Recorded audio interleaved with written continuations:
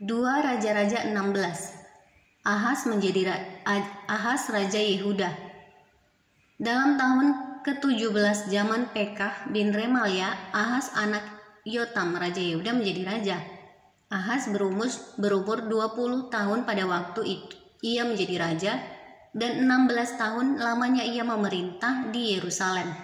Ia tidak melakukan apa yang benar di mata Tuhan Allahnya seperti Daud, bapa leluhurnya, tetapi ia hidup menurut kelakuan raja-raja Israel. Bahkan dia mempersembahkan anaknya sebagai korban dalam api sesuai dengan perbuatan keji bangsa-bangsa yang telah dihalau Tuhan dari depan orang Israel.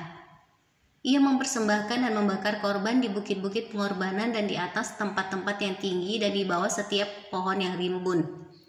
Pada waktu itu majulah Rezin Raja Aram dan Pekah bin Remalia Raja Israel untuk memerangi Yerusalem. Dan mereka mengepung Ahas, tetapi mereka tidak dapat mengalahkan dia. Pada masa itu Rezin Raja Aram mengembalikan Elat kepada Edom, lalu ia mengusir orang-orang Yehuda dari Elat. Datanglah orang-orang Edom ke Elat dan diam di sana sampai hari ini.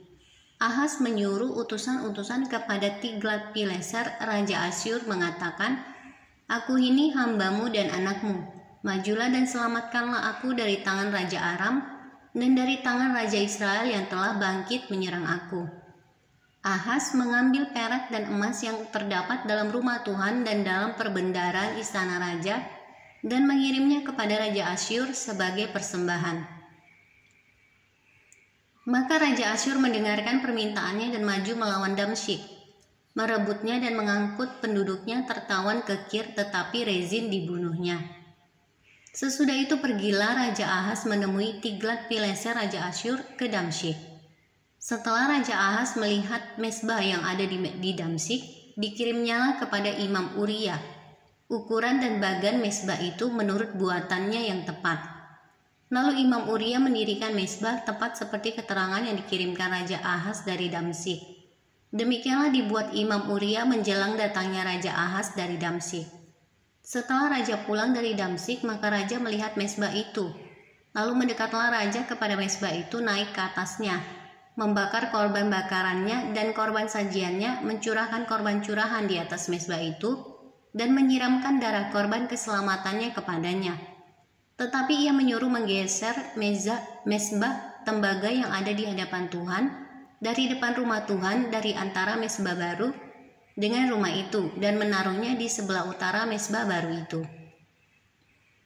Kemudian Raja Ahas memerintahkan kepada Imam Uria, "Bakarlah di atas mezbah besar itu korban bakaran pagi dan korban sajian petang, juga korban bakaran dan korban sajian raja, lagi korban bakaran dan korban sajian dan korban-korban curahan seluruh rakyat negeri.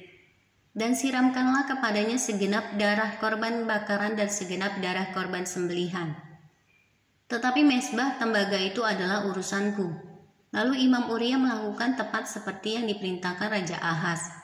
Sesudah itu Raja Ahas memotong papan penutup kereta penopang dan menyingkirkan bejana pembasuhan dari atasnya.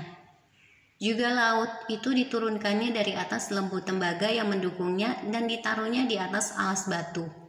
Selanjutnya demi Raja Asyur disingkirkannya dari rumah Tuhan serambi tertutup untuk hari Sabat yang telah didirikan pada rumah Tuhan, juga pintu masuk untuk raja yang di sebelah luar.